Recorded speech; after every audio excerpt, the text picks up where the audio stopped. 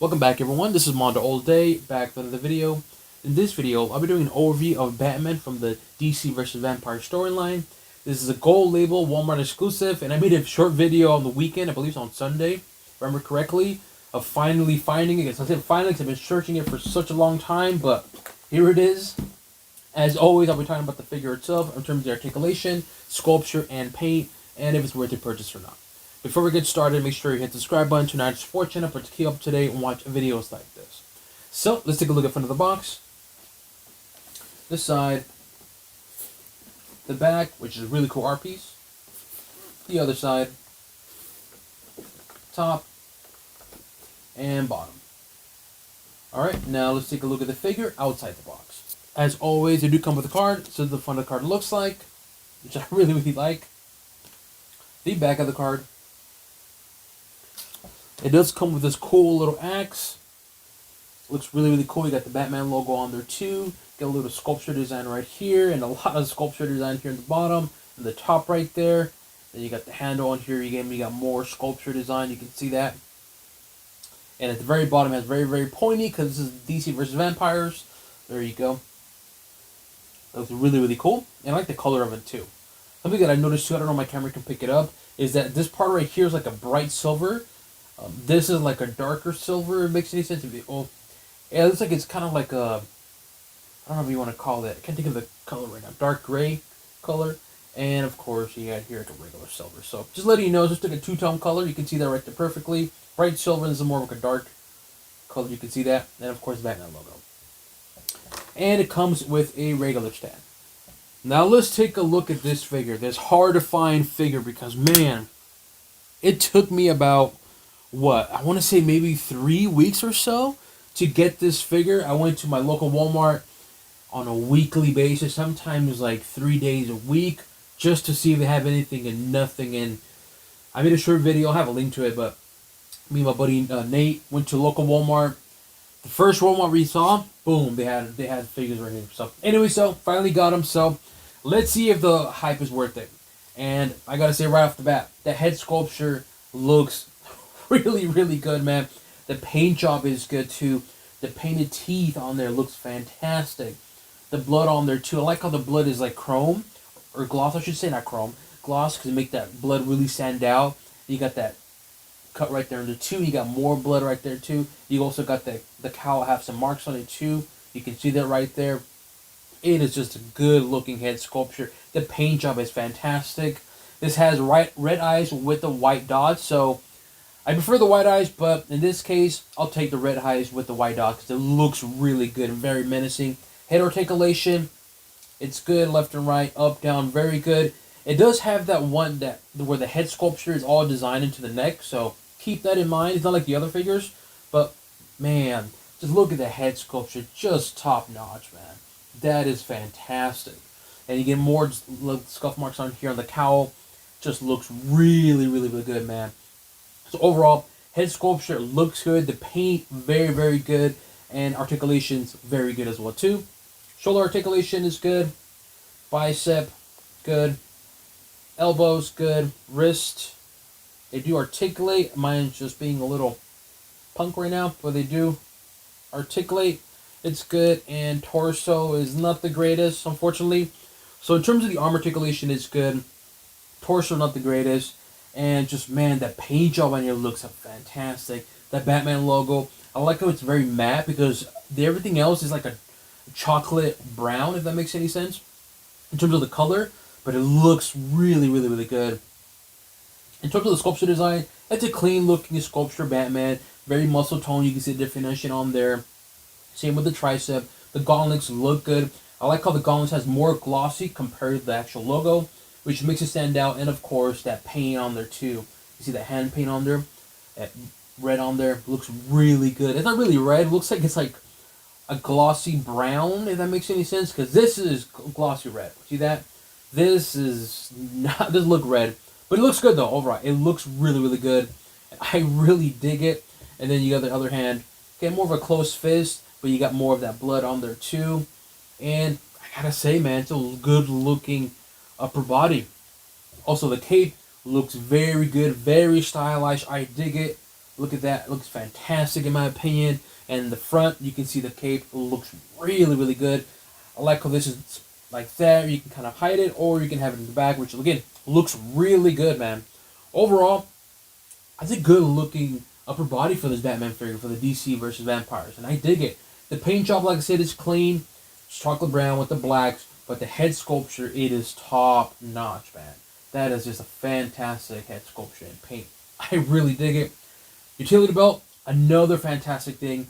And I like about it is because it's very defined. You can see that right there. And when I say by defined, it's not just like one chunk of like plastic and they just kind of like lined it. You know, like just kind of put like a knife and just go quickly.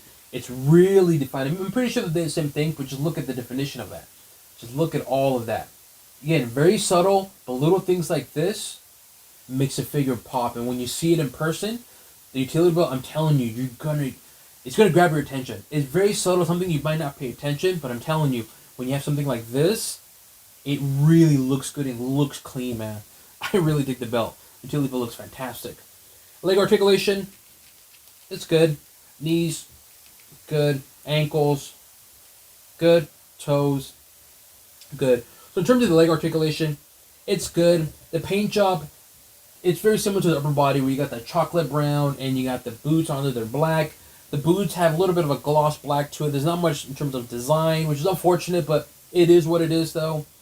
And yeah, the lower body is pretty much clean. There's not much to it. Unfortunately, that my figure did came with some kind of scuff mark on that. I don't know what you want to call it. You see that right there? So the paint kind of, I don't know, not the best quality of paint. It's not a big deal for me. I'm very fortunate after I was able to get two, so this is going to be the one open. The other one that I bought is going to be in this box for quite a long time, or maybe when I trade someone. But unfortunately, the lower body, not much to it, but it looks good nonetheless, so there you go. Now, of course, the main question is this worth it? Should you go out and get this figure? In my honest opinion, sorry, I'm putting him in a stand. I'm trying to make him stand perfectly. There you go. My honest opinion, heck yeah, this is a good-looking Batman figure. I really dig this figure. I think this figure looks fantastic. Articulation is good. The head sculpture is good. And just everything about this figure looks really good. Very clean. The paint job looks good. I really dig it, man. McFarlane did a really good job with this figure. And, of course, is it worth the purchase price? For me, for $20 that I paid retail, easily a thumbs up for me for that price. I would say the most that I personally would pay for this figure is $25. Anything more than that, part of me wants to say I want to pay more because it is a gold label, unfortunately, because, man, these are hard to get. And I've seen people online post where, like, they've been literally searching for day after day after day and still not be able to get one. And so, you know, what would be the maximum I would pay? If that's the question, I would say the max that I personally would pay is probably, it is a gold label, Walmart exclusive. Walmart right now is not that great with McFarlane. I would say the max I would pay is $30 max because it is a gold label. If it was a common figure, I would say, dude, just pay retail or the most $25. But regardless of the price, though, what do I think about it? Easily a thumbs up for me. Like I said, sculpture is good, head sculpture is good, paint's good and clean. The utility belt looks really good, and it comes with an axe which looks really cool and a good looking card. So yeah, that's my opinion on it. Thumbs up. Here we have Superman from, I think it's Lois and Lane's story, something like that. And I brought him because I have no idea. I just brought him because I wanted to bring it and compare it. But nonetheless, though, we have Superman and we have Batman. They both look good. And unfortunately, Superman's a little shorter. I bet Superman fans were pissed off. But then again, he's kind of leaning back, so I'll give it that. But there you go. Just have a comparison of these two figures. It's a really underrated figure. It looks really, really good, especially with that silver. Here we have the Batman from the Injustice 2 wave, Page Punchers wave, and of course the DC vs. Vampires. Definitely a lot taller. On the one hand, the paint job on the Batman versus Batman or DC vs. Vampires one, the gold label one, the paint job I like it more. This one just kind of looks plain and simple. There's a lot more texture on this. Now I'm glad I brought this figure because look at the utility belt and look at this one. Regardless of the paint, which one looks better and looks cleaner? And in my opinion, this looks good, don't get me wrong, but it's just kind of like blah, just their design. This, on the other hand, just so much definition. It's so much texture that really stands out. And when you think about the price of $20, you're like, dude, little things details like that is just amazing. So here you go. Just wanted to show you guys the two of the Injustice 2 Batman and of course DC versus Vampire story Batman. Here we have another zombie-ish kind of character. We have Batman from DC vs. Vampires, and of course his Dark Flash. I always get confused the name. But anyway, so there we go. And we have both of them. You guys can see and compare it and ask question which one looks more zombie-like. I want to say more for the Batman. It looks more creepy, but there you go. Just showing you these two figures. They both look good. But if I were to choose one, I'm going to pick with... You know what? The Dark Flash is getting me, but I would say more for the Batman because of the color. Because this skin color kind of looks kind of pale to me. It's not bad, it's just something about it. It's kind of off, but nonetheless, they both look good, though. Here we have another fantastic figure. We have the Batman from the Blackest Night wave, the Atrocitus, Build-A-Figure wave, and of course, DC vs. Vampires. They both look fantastic. In my honest opinion, I like this head sculpture more, the paint job more than this one. Even though this one looks good, don't get me wrong, just that skin tone, just something about it is off. The color, I think it should have been a little bit darker. I think it would have been a lot better because this one, it's darker. It just looks more menacing. This one just looks ridiculously pale. It's not bad. It's just something about it, though. But nonetheless, though, they both look good, in my opinion. But if I had to choose one, I'm going to go for the Batman from the Vampires one, just because of the paint on the face. That's all. Here we have Batman Infected from the, I can't remember what storyline or wave, but anyway, so Batman Infected, very, very underrated figure. It just looks good, man. Just texture of it looks good. It does have that leather look to it, texture look to it on the cape, but there you go. And of course, Batman vs.